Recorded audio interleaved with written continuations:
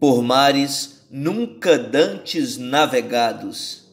Este talvez seja o verso mais famoso do poema épico Os Lusíadas, escrito por Luís Vaz de Camões e publicado em 1572.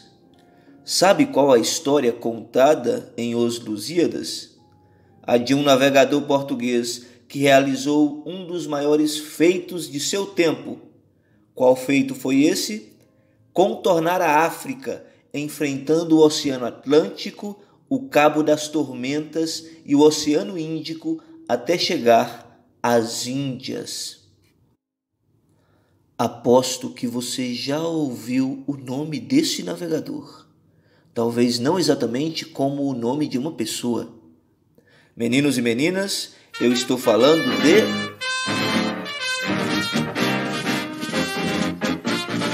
Vasco da Gama, o grande navegante português que viveu há mais de 500 anos atrás. O time brasileiro de futebol nada mais é do que uma homenagem a este homem. Hoje não é muito difícil navegar pelos oceanos. Os navios trafegam de um continente a outro com segurança. Mas naquela época, o oceano era um grande mistério. Na imaginação europeia, o Atlântico era inavegável, cheio de monstros marinhos assombrosos, preparados para a qualquer momento engolir a embarcação junto com os tripulantes e tudo o que havia para ser engolido. E caso esses tripulantes tivessem alguma sorte de escapar desses monstros, certamente não escapariam do precipício final que os aguardava nas bordas do mundo. É isso mesmo, na época, muitas pessoas ainda acreditavam que cada canto da terra terminava num grande precipício que lançava os aventureiros numa cachoeira sem fim. Mas muitas coisas se transformaram a partir do século XIV e principalmente nos séculos XV e XVI, os séculos do Renascimento científico. As ideias estavam mudando. Já havia pensadores que, observando o universo e fazendo cálculos, tinham concluído que a Terra era mesmo arredondada. Mas isso não era uma novidade. Essa conclusão já tinha sido feita pelo matemático grego Pitágoras há mais de 500 anos antes de Cristo. Nessa perspectiva, navegar pelo oceano não levaria ao abismo como pensavam as pessoas antes.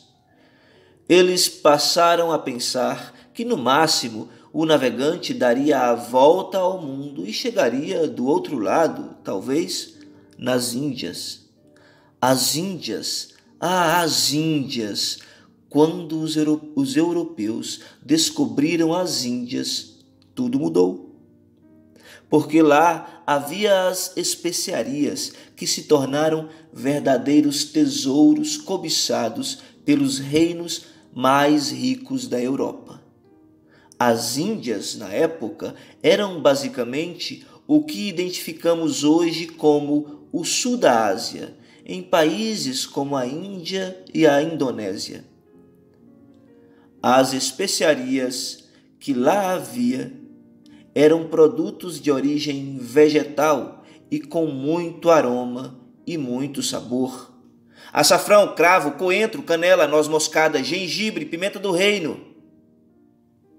Sementes, cascas, raízes, flores, frutos. Variados tipos de temperos muito valorizados naquele tempo. Você acha estranho que esse tipo de tempero tenha valido tanto na época, a ponto de navegantes se aventurarem no mar em viagens perigosas que demoravam meses ou até anos? Então imagine comer uma comida sem nenhum desses sabores, completamente insossa. Mas não era só isso. Os reinos da Europa desse período apreciavam cada vez mais os prazeres culinários, por isso as especiarias valiam ouro. Mas você poderia me perguntar novamente: professor, não dava para ir por terra? Precisava ser por mar? A Europa não é um continente ligado à Ásia? É que vocês não sabem da treta, da verdadeira treta que houve com o Império Otomano a partir do século XV. Para saber dessa história, vamos voltar um pouco no tempo. No século IV, o imperador Constantino, aquele mesmo, o primeiro imperador cristão, imperador romano cristão, fundou uma cidade chamada Constantinopla. Que criativo, não? Essa cidade hoje é Istambul, a capital da Turquia. Durante a Idade Média, Constantinopla se tornou muito importante porque ligava a Europa à Ásia, ou melhor, ligava o Ocidente ao Oriente. No final da Idade Média, o comércio com o Oriente cresceu e se tornou importante para os reinos europeus. Mas no ano de 1453, no meio do século XV, o Império Otomano, também conhecido como Império Turco, avançou e tomou Constantinopla. A partir de então, os europeus ficaram impedidos de fazer comércio com o Oriente pela rota continental, por terra, porque todos os caminhos terrestres a partir daí, todos os caminhos conhecidos para chegar ao Oriente foram barrados pelos otomanos. Enquanto isso, lá do outro lado da Europa, numa península chamada Ibérica, os dois países que formam essa península usaram a esperteza. Os reis e navegadores dos países ibéricos pensaram que podiam usar uma estratégia diferente para chegar ao Oriente. Esses países são nada mais, nada menos que Portugal e Espanha. Eles ficam às portas do Oceano Atlântico. Portugal, por exemplo, não tem esse nome por acaso. É um nome que vem de porto, e porto é o local onde se ancoram os navios. É bom também sabermos que Portugal às vezes é chamado de Lusitânia. Camões, em Os Lusíadas, fala que Vasco da Gama saiu da ocidental praia lusitana. Por ser um país ligado ao oceano, os portugueses já estavam explorando os mares há algum tempo. Já conheciam a África, que ficava logo abaixo, ao sul de Portugal.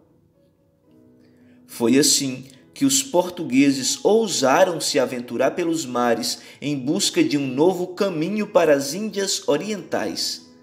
Suas viagens foram favorecidas por invenções tais como as caravelas. As caravelas eram navios rápidos, versáteis e de fácil manobra que podiam navegar inclusive com ventos contrários. Mas para chegarem às Índias por esse novo caminho, tinham que descer pelo Atlântico, contornar o sul da África, num lugar onde as águas do Atlântico se encontravam com as águas do Oceano Índico. Não por acaso, esse lugar ficou conhecido como Cabo das Tormentas, que depois mudaram o nome para Cabo da Boa Esperança. Ali, vários navegantes afundavam com suas caravelas. Se passassem pelo Cabo das Tormentas ilesos, poderiam chegar até o Oceano Índico e ir para o norte. O primeiro navegante que conseguiu atravessar o Cabo das Tormentas foi Bartolomeu Dias em 1488, o português Bartolomeu Dias. Foi ele que, viajando por aqueles mares nunca dantes navegados, percebeu que, ao atravessar o Cabo das Tormentas, chegaria no Oceano Índico. Mas naquele momento preferiu não seguir viagem até as Índias. Era completamente desconhecido aquilo para ele. Na época, os navegantes faziam viagens exploratórias para ver quais os melhores caminhos pelo mar. O objetivo, além de encontrar o caminho das Índias, era também descobrir ilhas e lugares que possuíssem riquezas como especiarias e pedras preciosas. A viagem completa, contornando a África, só seria feita mais tarde por Vasco da Gama, que saiu de Portugal em 1497 e chegou em Calicut, lá na Índia, em 1498. A viagem, meus amigos, durou quase um ano por mares nunca dantes navegados. Os navegantes ibéricos, através do mar, chegaram a lugares até então muito distantes e desconhecidos, até mesmo dos comerciantes europeus de antes, como as inúmeras ilhas da Indonésia. A partir de então, Portugal se tornou uma grande potência marítima. No início do século XVI, Portugal e Espanha tornaram-se os reinos mais poderosos da Europa por terem saído na frente nas navegações. Depois, países como França, Holanda e Inglaterra também investiram nas navegações. Houve então a expansão do mundo do ponto de vista dos europeus. A Europa deixou de olhar para si mesma e passou a conquistar os mares e outros continentes. Antes de Vasco da Gama finalmente descobrir o caminho das Índias, outro navegador chamado Cristóvão Colombo fez uma tentativa diferente. Em 1492, Colombo, incentivado pelos reis da Espanha, teve a ideia de contornar o mundo traçando mais ou menos uma linha reta até chegar às Índias no seu pensamento. Mas no meio do caminho encontrou um outro continente, que depois foi nomeado de América. No meio do caminho tinha uma América, mas isso é assunto para as próximas semanas, tá bom? Vou finalizar essa atividade, essa aula, essas explicações todas, com um poema bastante conhecido do Fernando Pessoa. Fernando Pessoa, grande poeta português do início do século XX, escreveu um poema falando da importância do mar para Portugal. Esse pequeno país às portas do Atlântico se tornou gigantesco ao dominar o oceano. Esse poema nos faz pensar o quanto o mar foi importante para a história portuguesa.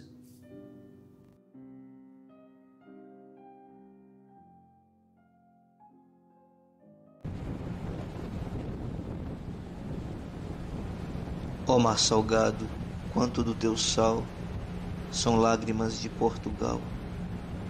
Por ti cruzarmos, quantas mães choraram, quantos filhos em vão rezaram, quantas noivas ficaram por casar, para que fosses nosso, ó mar.